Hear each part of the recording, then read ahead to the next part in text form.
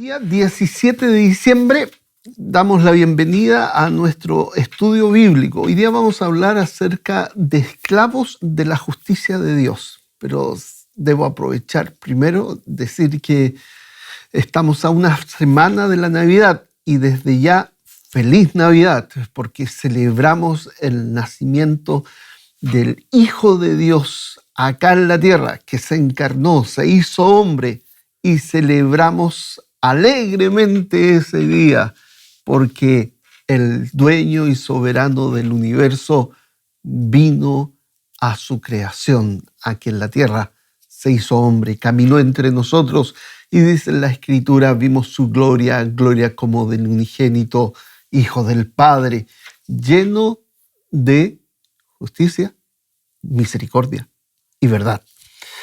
O dicho de otra manera, esa palabra verdad también se puede traducir como fidelidad. Y la esencia de todo lo que estoy diciendo, o lo que vamos a decir hoy día, es que la justicia de Dios se puede entender de dos maneras. Una, influenciada por el mundo greco-latino, me refiero al Imperio griego y al Imperio romano, en que había un abogado que, recogiendo elementos de la filosofía griega, definió a la justicia, y este abogado era de nombre Ulpiano, definió a la justicia como dar a cada uno lo suyo. Y nuestra cultura occidental, particularmente en los últimos 500 años, se ha edificado a partir de esa definición de la justicia.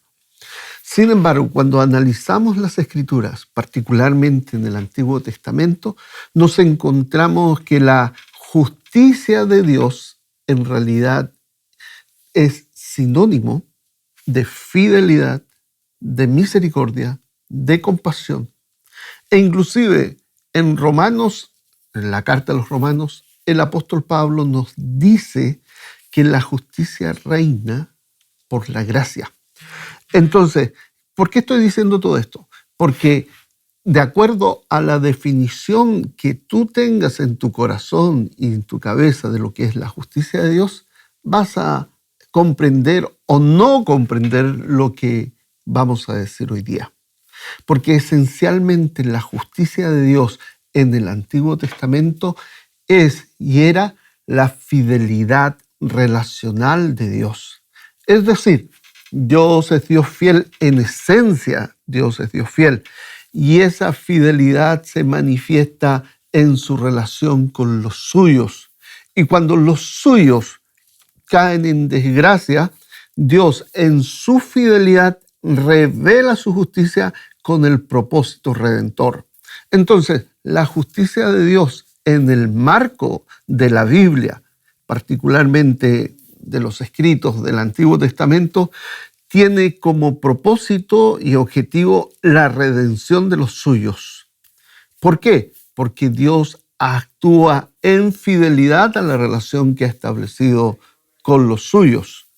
Es así que ahora, leyendo desde esta perspectiva, podemos ir a Romanos capítulo 6, versículo 18. Dice la Escritura, y libertados del pecado, viniste a ser siervos de la justicia. Pero en realidad aquí nos encontramos con otro elemento cultural, con la palabra siervo. La palabra más cercana a siervo es la palabra esclavo, y en realidad en el griego la palabra es esclavo. ¿Por qué se tradujo como siervo? Porque cuando aparecieron las traducciones del año 1500 en adelante, los esclavos eran muy maltratados por sus dueños, sus poseedores. Así que en vez de arrepentirse del maltrato que daban a los esclavos, prefirieron los hombres cambiar la palabra, los primeros traductores. Porque la pregunta a responderse en esa época es, ¿cómo vamos a identificar o identificarnos con los esclavos que son tan maltratados? Implicaría identificar a Dios con esos amos crueles, pero no. Ellos debieron haber procurado el arrepentimiento de aquellos dueños para que el trato a los esclavos fuera conforme a las normas bíblicas. Pero bueno, el asunto es que tiene más sentido el texto cuando leemos, en vez de siervo, esclavo. Porque en el estricto rigor, todo nuestro ser le pertenece al Señor nuestro Dios. Y somos esclavos particularmente de la justicia de Dios, esclavos de su fidelidad a la relación. Ahora bien, Romanos 6:22 nos dice, mas ahora que habéis sido libertados del pecado y hechos, otra vez aparece la palabra siervos, pero como ya dije, debería aparecer la palabra esclavo. Mas ahora que habéis sido libertados del pecado y hechos siervos de Dios, tenéis por vuestro fruto la santificación y como fin la vida eterna. Fíjate cómo es lo que plantea el apóstol Pablo. Primero es libertado del pecado. ¿Y eso cuándo se produce? La libertad del pecado es resultado directo de la muerte de Cristo en la cruz. Y tengo que volver una y otra vez a Jeremías 31, versos 31 al 34, donde habla del establecimiento del nuevo pacto. En el versículo 34 de Jeremías nos dice allí que vamos a tener remisión. En la Septuaginta se usa la palabra afesis para hablar de remisión. Y la idea, más que libertados para ser libres, es uno que es libertado y es traído de regreso al hogar. Y el resultado, entonces, es el gozo delante de la presencia de Dios. Fíjate lo que estoy diciendo. Cuando Pablo está hablando de libertados del pecado, tenemos que leerlo a la luz de Jeremías 31, versículos 31 al 34, que el nuevo pacto tiene como consecuencia directa nuestra libertad del pecado.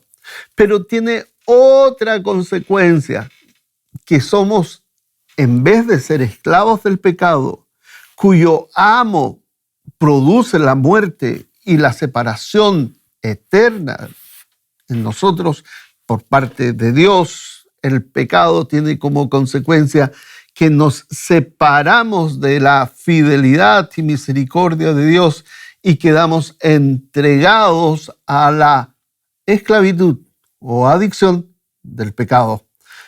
Libertados, sin embargo, del pecado por la muerte de Cristo, llegamos a ser siervos de Dios o esclavos de Dios. A todo esto, no hay posibilidad de ser completamente libre.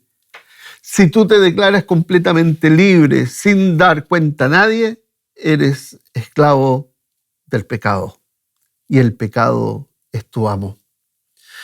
Pero si te asumes como esclavo del pecado que anhela libertad y esa libertad la encuentras en Cristo, pasas a ser esclavo de la justicia de Dios. Y el resultado de ser esclavo de la justicia de Dios y actuar en coherencia con esa esclavitud de la justicia de Dios, de la fidelidad de Dios, de las promesas de Dios, el resultado lógico y natural es que tú presentes los miembros de tu cuerpo para la gloria de Dios. Y como consecuencia tú tienes como fruto la santificación. Estoy explicando Romanos 6:22. Leo el texto nuevamente. Mas ahora que habéis sido libertados del pecado y hechos siervos de Dios, que ahí debemos leer esclavos de Dios, tenéis por vuestro fruto la santificación y como fin la vida eterna. Entonces, la fe, ya lo vimos el miércoles pasado, nos injerta en Cristo. No solo nos ha libertado del poder del pecado, no solo nos ha libertado de la esclavitud del pecado, sino que nos posiciona, nos injerta, nos coloca, nos hace siervos de la justicia de Dios. Cuando digo siervos, tienes que entenderlo como esclavos de la justicia de Dios. No hemos sido liberados para la neutralidad ni para el individualismo espiritual, sino para vivir como esclavos, pero no del miedo, sino de la fidelidad divina. Ser esclavo de la justicia de Dios no significa vivir bajo reglas frías, ni tratar de alcanzar una perfección moral por nuestro esfuerzo propio.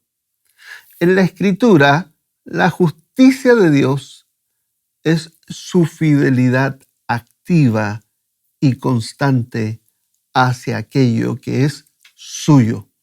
Y entre lo suyo está su pueblo. Los que hemos creído que Jesús es el Cristo, que murió por nuestros pecados y que resucitó y ahora está sentado reinando. Entonces, vuelvo a decir, en la Escritura la justicia de Dios es su fidelidad activa y constante hacia aquello que es suyo. Y nosotros somos suyos. Su manera coherente de actuar es conforme a lo que ha prometido, la coherencia entre sus dichos y sus hechos. Es una justicia que salva, que restaura, que levanta. Esta es la justicia bíblica. La justicia de Dios, por ejemplo, en el caso de Israel y Faraón, si tú no tienes claro qué es la justicia de Dios, tú me vas a decir que la justicia de Dios se reveló en Faraón, pero no. Lo que se reveló en Faraón fue la ira de Dios. Pero en el caso de Israel, allí se manifestó claramente este tipo de justicia que estamos hablando. Una justicia que salva, que restaura, que levanta, que redime, que libera. Todo eso es la justicia de Dios. No veas la justicia de Dios con los ojos del mundo. Entonces, ser esclavos de la justicia de Dios, de esa justicia, significa vivir bajo aquella fidelidad, permitir que Dios transforme nuestras vidas y que nos utilice a ti y a mí para que otros vean en nosotros la fidelidad de Dios actuando en y a través de nosotros. Ahora somos parte de su obra de restauración.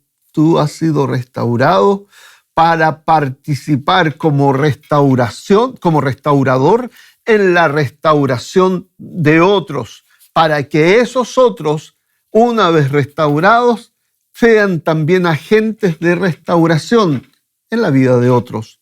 Eso significa ser esclavos de la justicia de Dios. Nuestras palabras, actos y decisiones pueden reflejar esa justicia, la justicia de Dios que reconcilia, que sana, que liberta. Unidos a Cristo, su fidelidad actúa en nosotros por medio del Espíritu Santo y nos guía cada día como parte de una nueva creación. Y aquí hay un elemento importante a considerar. Cuando Cristo se encarnó, cuando el eterno Hijo de Dios tomó forma humana, el profeta Isaías nos dice que el título que recibió fue varón de dolores, experimentado en quebranto. Fue obediente hasta la muerte y muerte de cruz. Todas las tentaciones, todas las persecuciones, toda la crueldad del hombre, todo lo malo de esta tierra Cristo lo enfrentó. Entonces, y acá tienes que asumir algo, hermano, hermana, que la forma que Cristo tuvo de enfrentar todas estas situaciones son nuestro ejemplo. Cristo fue obediente hasta la muerte y al ser resucitado fue recibido por el Padre como el justo, el misericordioso, el santo, el fiel. Ahora, cuando tú has creído en Cristo como Señor y Salvador, cuando Jesús es tu Señor, cuando te has convertido a Él, eres injertado en Cristo. Y la aceptación que el Padre tiene del Hijo, nosotros también la tenemos porque somos incluidos en esta aceptación. El apóstol Pablo escribe en Efesios que somos aceptos en el amado. La comunión está restaurada porque estamos en Cristo y con Cristo. No vivimos, y aquí quiero dejarlo bien en claro, no vivimos sustentados por una obediencia ajena a Dios, sino por la fidelidad de Dios que nos ha recibido junto a su Hijo. Dios solo acepta lo que viene de Él. Cristo es de Él. Y si tú has creído en Cristo, tú eres de Él. Y tú eres recibido en Cristo, con Cristo, para la gloria del Padre. Y en eso debemos tener claro que ya no debemos responder al pecado como esclavos. Ahora, otra forma de hablar de la esclavitud del pecado es adicciones. El mundo de hoy a la esclavitud del pecado usa una forma más elegante, pero es lo mismo, adicciones. Y uno de los principales problemas que tiene el mundo de hoy día con las adicciones es que las personas que están en la adicción no reconocen su esclavitud a ella y pretenden que rendirse a la adicción es finalmente la vida. Nosotros los cristianos hemos sido trasladados del poder de las tinieblas al reino del amado Hijo de Dios. Y ahora debemos vivir y podemos vivir guiados por la fidelidad de Dios que obra en nosotros por su Espíritu y nos conduce en el camino de la vida. Y acá vuelvo a decir lo que he dicho en otras ocasiones. ¿Cuál es el poder que actúa en ti ahora mismo para asumir, poder vivir como esclavo de la justicia de Dios? El poder que actúa en ti ahora es el mismo poder que actúa en Cristo, resucitándolo de los muertos. El mismo poder que actúa en Cristo al resucitarlo de los muertos es el poder que actúa en ti ahora. La misma fidelidad que Dios mostró al resucitar a su Hijo de entre los muertos es la misma fidelidad que está en ti y que tú compartes con el Hijo. ¿Por qué? Porque al estar en el Hijo, también tienes las bendiciones que el Hijo tiene. La esclavitud entonces del pecado es destructiva, pero la esclavitud a la justicia de Dios es liberadora. Esclavos de la justicia significa que somos hijos formados y transformados en transformación por la fidelidad de Dios a sus promesas, por amor de su nombre, para su gloria, por pura fidelidad del Padre. no significa perfección en términos humanos, sino que es una obediencia guiada por el Espíritu Santo y sustentada por Él. Ahora aquí cabe una pregunta. ¿Te ves como instrumento de la fidelidad de Dios? ¿Pones los miembros de tu cuerpo como siendo aquellos miembros esclavos de lo que es la fidelidad de Dios? O dicho de otra manera, de la justicia redentora, salvadora del Señor nuestro Dios. Asume que estás llamado a vivir como esclavos de la justicia de Dios, porque tu identidad es eso, uno que es esclavo de la justicia de Dios. Dios te ha librado del pecado, es una realidad y debes vivir conforme a esa realidad. Te ha hecho siervo de la justicia de Dios, esclavo de la justicia de Dios. Y entonces debes presentar los miembros de tu cuerpo como instrumentos de justicia y no rendir tus miembros de tu cuerpo al pecado.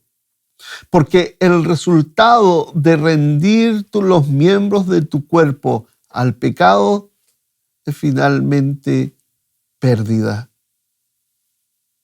Pero rendir los miembros de tu cuerpo a la justicia de Dios, someterlo al Espíritu del Señor conforme al poder que actuó en Cristo resucitándolo de los muertos, tiene como resultado una vida íntegra y tu santificación. Pero todo esto es por gracia. Entonces, ahora perteneces a la fidelidad de Dios, o dicho de otra manera, al Dios fiel.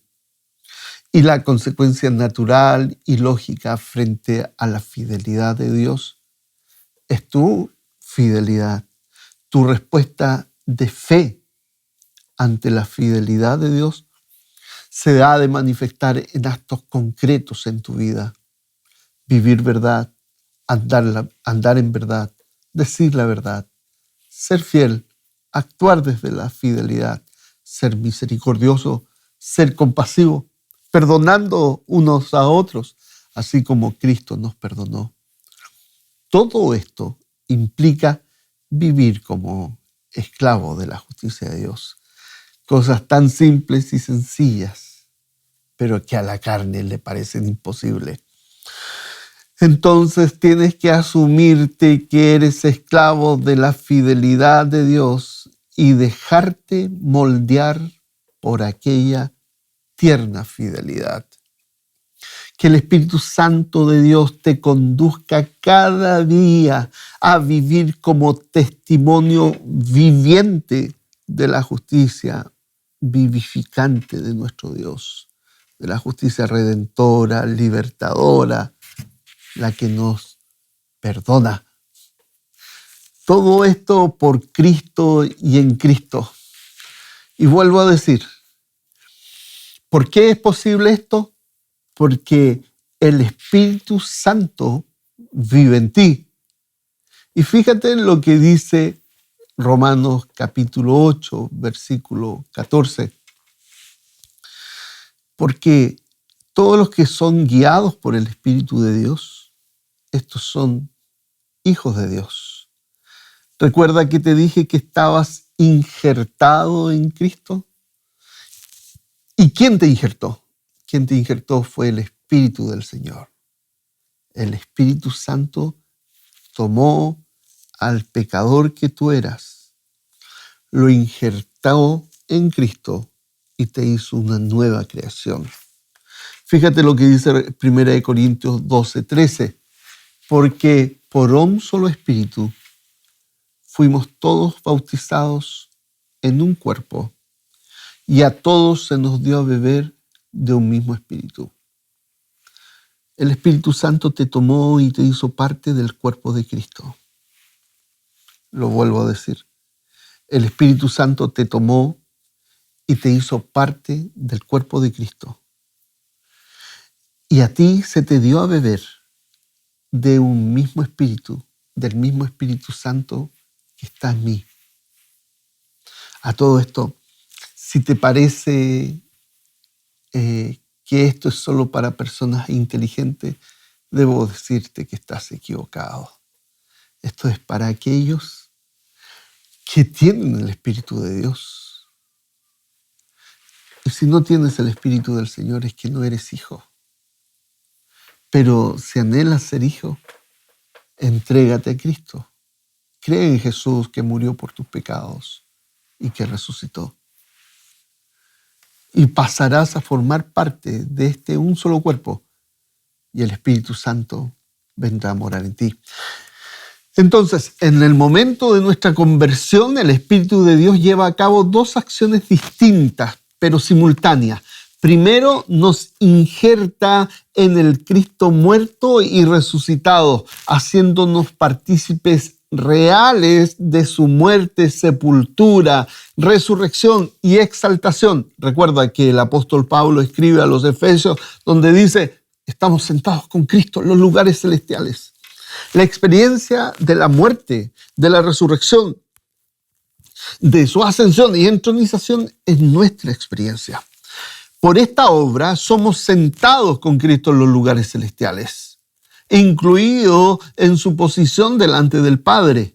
Esta unión no es figurada ni progresiva, es una realidad espiritual que define nuestra identidad y nuestro acceso a Dios. Lo segundo que hace el Espíritu es que nos incorpora al cuerpo de Cristo, que es la iglesia, la comunidad de los que también han sido unidos al Hijo. No importa cómo te llames denominacionalmente, no importa si eres bautista, metodista, no importa el apellido que tú tengas. Pero si has aceptado que Jesús murió por tus pecados, el eterno Hijo de Dios, y que resucitó conforme a las Escrituras, entonces, y que Él reina, entonces tú eres por la fe, por la sola fe, salvo. Tú eres por la sola fe un hijo de Dios. Entonces, esto hace el Espíritu Santo. Te injerta en Cristo. Ser injertado en Cristo es comunión con el Hijo glorificado y el Padre. Ser incorporado a su cuerpo es comunión con el Espíritu Santo y los redimidos. Hay dos realidades entonces, ser injertado en Cristo. Y eso de ser injertado en Cristo es comunión real con el Hijo glorificado y el Padre. Ser incorporados a su cuerpo, que es la iglesia, es comunión con el Espíritu Santo y los demás hermanos, los redimidos. Ambas realidades, son dos realidades, están unidas, pero son distintas. Una vertical, es decir, injertado en Cristo, y otra horizontal, una relacional con el Cristo entronizado y otra relacional con su pueblo. Después de injertarnos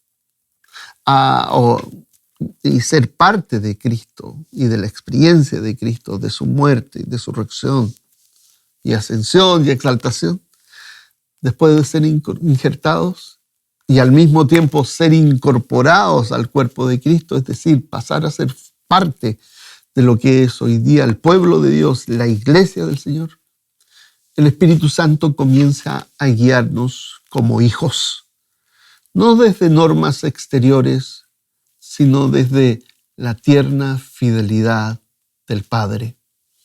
Andar en el Espíritu es vivir conforme a esta nueva realidad.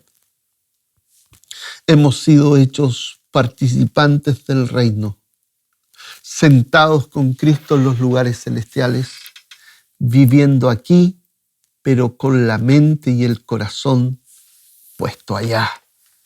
La vida cristiana no es imitación vacía ni esfuerzo sin sentido.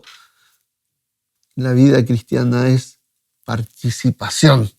Participamos de Cristo y por eso participamos de su fidelidad, de la fidelidad del Padre hacia el Hijo, de su obediencia, del respaldo del Padre que tiene hacia el Hijo, de su comunión con el Padre, con el Espíritu y la Iglesia, el cuerpo de Cristo. Participar de Cristo es parte de ser cristiano. Entonces, vuelvo a preguntar, otra pregunta, pero en la misma línea. ¿Estás viviendo desde la realidad de haber sido sentado con Cristo en los lugares celestiales? ¿Asumes que la experiencia de la muerte, resurrección y glorificación de Cristo es tu experiencia? Por otra parte, ¿estás claro que en el momento de tu conversión tú llegaste a ser parte del cuerpo de Cristo, miembro unos de los otros? Y a pesar de ti. Bueno, con estas preguntas estamos concluyendo el día de hoy, pero permíteme compartir una oración respecto a esto. Y la oración es la siguiente. Padre glorioso, gracias porque tu Espíritu Santo me injertó en la muerte y resurrección de Cristo y me hizo sentar en los lugares celestiales con Él. Gracias porque hoy día puedo comprender que soy esclavo de la justicia de Dios. Gracias también por incorporarme, hacerme parte de tu cuerpo, que es la iglesia. Que tu Espíritu Santo nos guíe a vivir desde esa realidad celestial con fidelidad, como esclavos de la justicia de Dios. En el nombre del Señor Jesús. Amén. Hermanos, y así concluimos el día de hoy. Que tengan una bendecida noche y una bendecida semana. Y nos adelantamos nuevamente. Una muy feliz Navidad. Un abrazo, hermanos.